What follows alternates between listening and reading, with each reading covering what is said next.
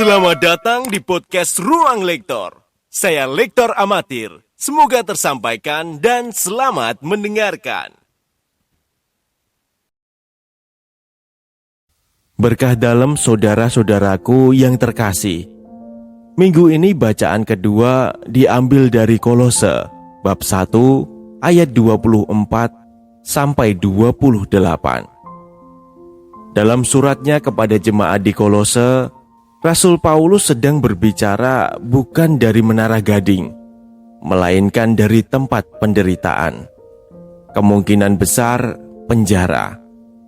Namun justru dari situ, ia menyatakan sukacita karena bisa menderita demi Kristus dan demi gereja. Bacaan ini menyingkapkan isi hati Paulus sebagai seorang pelayan sejati dan sekaligus mengundang kita untuk memaknai ulang apa arti melayani Kristus dalam hidup kita sendiri. Surat kepada jemaat di Kolose ditulis Paulus untuk melawan ajaran sesat yang mulai masuk ke tengah komunitas Kristen di sana. Ajaran itu menyampur adukan Kristus dengan hukum Taurat, praktek mistik, dan filsafat Yunani. Dalam situasi seperti ini, Paulus ingin memperjelas satu hal. Kristus adalah pusat dari segalanya, baik iman, keselamatan, maupun hidup pelayanan. Dalam ayat-ayat ini, Paulus menjelaskan, ia bersuka cita dalam penderitaan demi tubuh Kristus, yaitu gereja.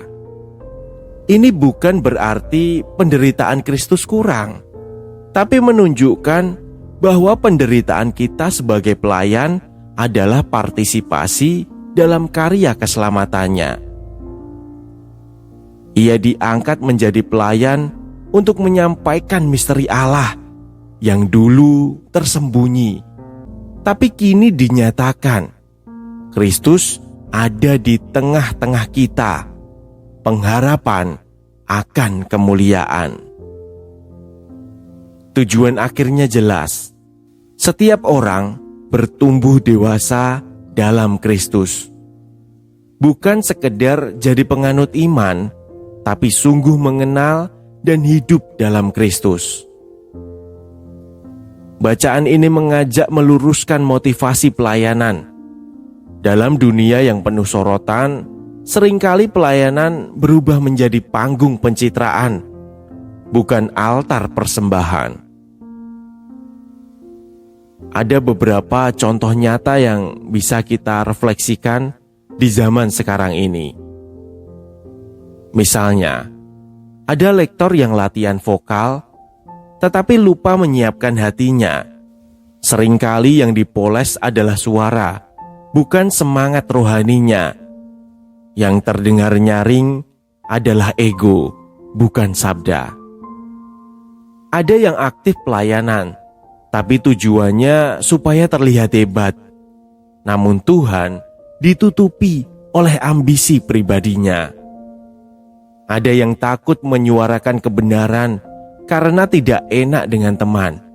Padahal justru saat itulah Kristus ingin bersinar melalui keberanian kita.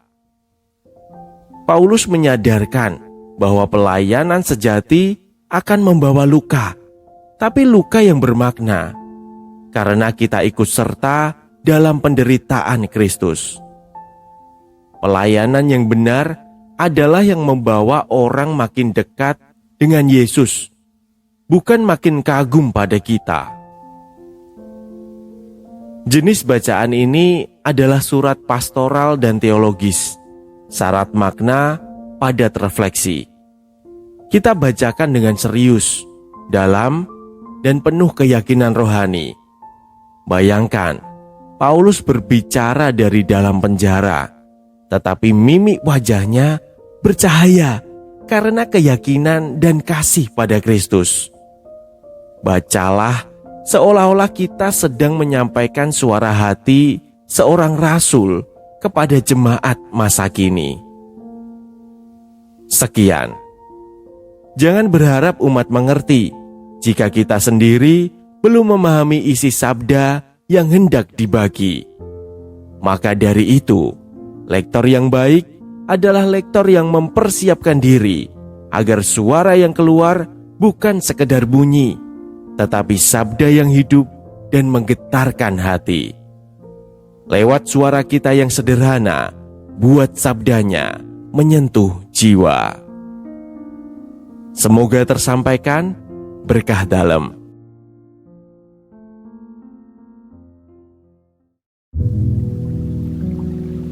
Bacaan dari surat Rasul Paulus kepada jemaat di Kolose.